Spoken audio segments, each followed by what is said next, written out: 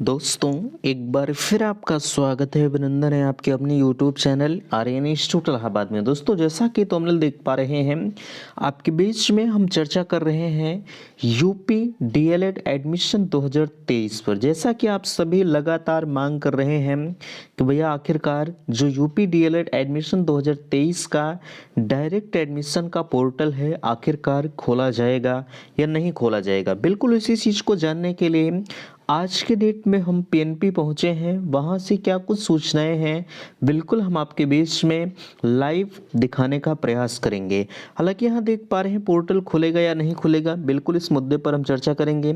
और यहाँ अगर देखा जाए पोर्टल के संदर्भ में पीएनपी सचिव का एक बयान आ रहा है, बिल्कुल उस बयान पर भी हम चर्चा करेंगे।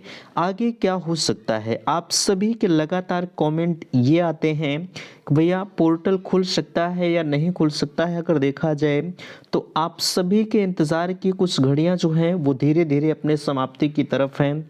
यानी मेरे कहने का सेंस ये है कि आप लगभग 2 महीने से वेट कर रहे हैं कि पोर्टल आज खुल जाए, कोई कह रहा है कल खुल जाए, ठीक है।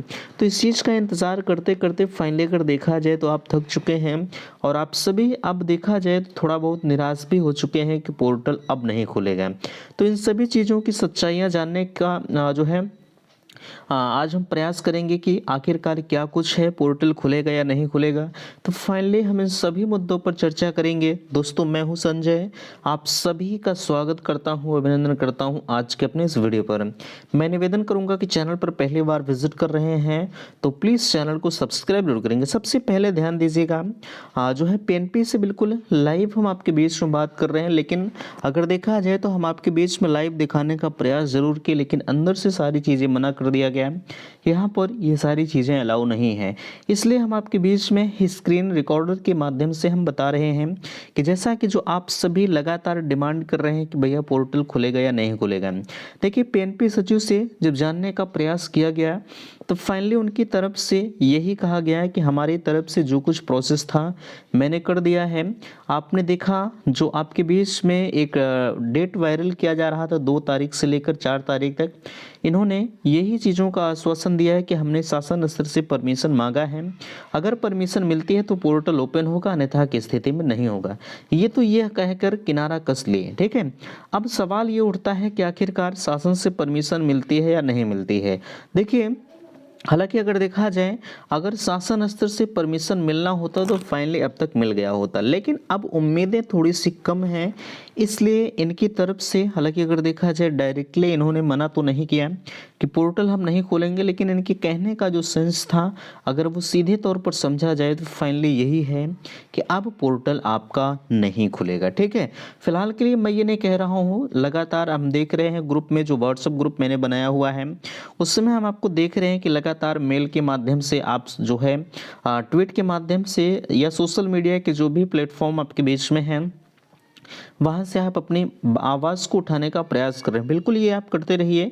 फिलहाल के लिए मैं आपको निराश नहीं करूँगा कि पोर्टल नहीं खुलेगा, आप प्रयास करते रहिए। फाइनली जो सूचनाएं मुझे मिली हैं उस सूचना को हम आपके बीच में रख रहे हैं, ठीक है। लोग बातों बातों में कटाक्ष करते हैं कि आप कर रहे हैं, आप ऐसा कर रहे हैं, पोर्टल नहीं खुलेगा, ठीक है। देखिए, हमें जो सूचनाएँ मिलती हैं उसी सूचनाओं को हम चैनल के माध्यम से आपको बताते हैं। बाकी अदरवाइज आपने देखा मैंने किस प्रकार से आपके लिए अथक प्रयास किया है, ठीक है। फिलहाल के लिए जो भी होगा, जैसा भी होगा, हम चैनल के माध्यम से आपको इन्फॉर्म जरूर करेंगे। यहाँ आगे क्या हो सकता है मैंने आपको सारी चीज़ों का निचोड़ बता दिया कि पोर्टल खुलेगा या नहीं खुलेगा। आप प्रयास कर सकते हैं, प्रयास करने में कोई गलत नहीं है, ठीक है। प्रयास बिल्कुल आप करते रहिएगा। आप माइनॉरिटी कॉलेज के बारे में पूछ रहे थे कि भैया माइनॉरिटी कॉलेज में एडमिशन होता या नहीं होता है। जी बिल्कुल होता है, और अगर देखा जाए तो वो एडमिशन आपका बिल्कुल लीगल होता है, उसमें कोई दिक्कत नहीं होती है। बट एक चीज़ का ध्यान रखिएगा, बहुत सारे कॉलेज ऐसे हैं जो माइनॉरिटी के नाम पर अच्छे खासे वसूली कर रहे हैं।